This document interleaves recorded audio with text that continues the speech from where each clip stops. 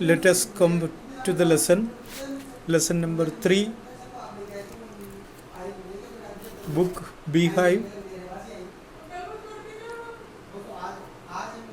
At the end of the lesson there is a poem, Rain on the Roof, written by Coates Kinney. Writer का नाम ध्यान से spelling के साथ पढ़ना, rain on the roof, written by Coates किन्नी।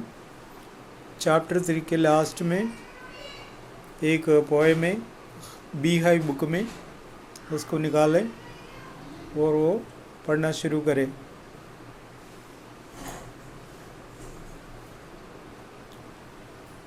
उसमें ये लिखा, when the sky is covered with dark clouds and it starts raining, have you ever listened to the patter of soft rain on the roof?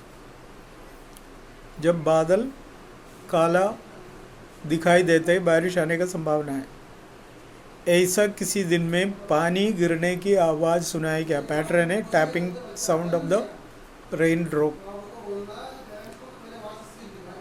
Rain drop गिरने की आवाज़ कभी सुना है? कभी पूछ रहे, What thoughts flashed through your mind as you heard this melody of nature? अगर ऐसा सुना है तो वो किस तरह का फीलिंग आपके जीवन में लाता है, उसके बारे में सोचना।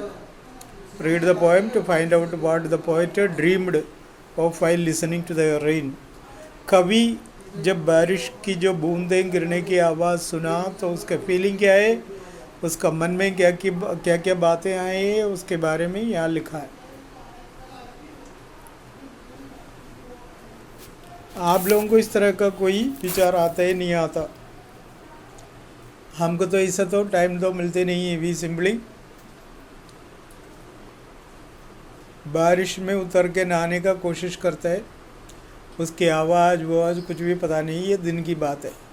अगर रात को बारिश आए तो अपना बेड में पड़े पड़े हमें कुछ आवाज़ सुनाई दे, अगर उसको ध्यान दिया होता तो कुछ समझ में आ जाता। अगर नहीं दिया तो अब तो ध्यान देना, क्योंकि अभी तो बारिश का मौसम है ही सही। और कैसा मज़ा आता है, कुछ मज़ा आता है, डर लगता है, क्या है, कुछ बात याद आती है, और ये सारी बातें उसको देख के समझ लेना। तो आसमान में बादल इकट्ठा होते समय बारिश होने का संभावना होता है। अगर ऐसा बारिश होता है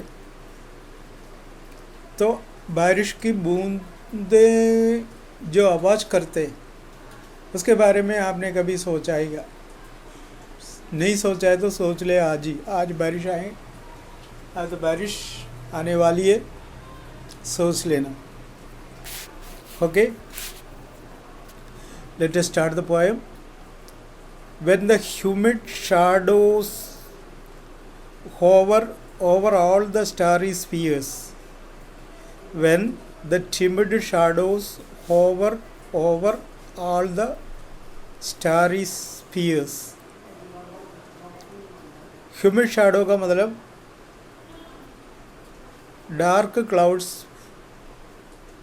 with full of water, बारिश आने वाली बादल डार्क ब्लैक कलर में दिखाई देते। वैसे पर्टिकुलर वर्ड का मीनिंग दिखाई दे तो ह्यूमिड यानी मॉइस्चर और शैडो यानी शैडो। लेकिन ह्यूमिड शैडो का मीनिंग निकालें, dark clouds full of water. When the humid shadows hover यानी मंडराना, मूविंग करते रहना। जब काले बादल इस तरह से मंडराते रहते, कहाँ? Over all the starry spheres. Star तो कब निकल आते? रात को निकल आते। अब रात की बात बताते। स्फीयर यानी एरिया, क्षेत्र, इलाका। Over all the starry spheres का मतलब मौसम बिल्कुल सही था, अचानक बादल आके सारे स्टार्स को क्या किया? गायब कर दिया। So when the humid shadows hover over all the starry spheres, starry यानी filled with stars, and the melancholy darkness gently weeps in rainy tears. और melancholy, ये शब्द पढ़ना, melancholy, melancholy, melancholy, melancholy, and the melancholy darkness, melancholy यानी sad, sad यानी उदास, ये उदास भरी डार्कनेस जेंटली वीप्स, धीरे से रोने लग जाता है, इन रेनी टीयर्स, यानी कि बारिश के जो बूंदे हैं उसको टीयर्स से कंपेयर किया कवि ने, टीयर्स यानी आंसू। जब इस तरह का बादल इकट्ठा हो जाते हैं तो आसमान रोने लग जाता है, आसमान उदास होता है और उदास होकर वो रोने लग जाते हैं। तो बारिश के बूंदों को कवि ने टीयर्स से कंपेयर किया, आंसुओं से कंपेयर किया। जब बादल इस तरह से इकट्ठा होकर किसी एरिया में इकट्ठा हो जाता है तो वहाँ बारिश आने का संभावना होता है। जब बारिश आती है तो कभी को ऐसा लगता है आसमान रो रहे, आसमान काला पड़ गया तो उसका मतलब कभी कहते हैं कि आसमान उदास है, दुखी है। दुखी होकर वो क्या करता है, वो धीरे धीरे रोने लग जाता है, धीरे धीरे रोने लग जाता है तो उसका आंखों से आंसू गिर जाता है। तो इसे comparison of sky into human beings, the comparison of rain is the cry of the human beings से कंपेयर किया कवि ने। So when the humid shadows hover over all the starry spheres and the melancholy darkness gently weeps in rainy tears, उदास भरी आसमान रोने लग जाते, उसके रोने से आंसू गिरते हैं। That rain is compared to tears. What a bliss to press the pillow of a cottage chamber bed and lie listening to the patter of the soft rain overhead.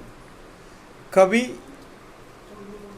किसी ऐसा दिन रात को अपने पलंग में लेट रहा था, अचानक बारिश आ गई, उनको ऐसा लगा कि आसमान उदास है, ये अभी रोएंगे, इसलिए वो पलंग में ऐसे तकिया को दबा के लेटा। It was a bliss to press the pillow. बारिश का मौसम में यूं लेट के तकिया को प्रेस दबाने में क्या आता है, ब्लिस आता है। ब्लिस आते मीन्स आनंद आता है।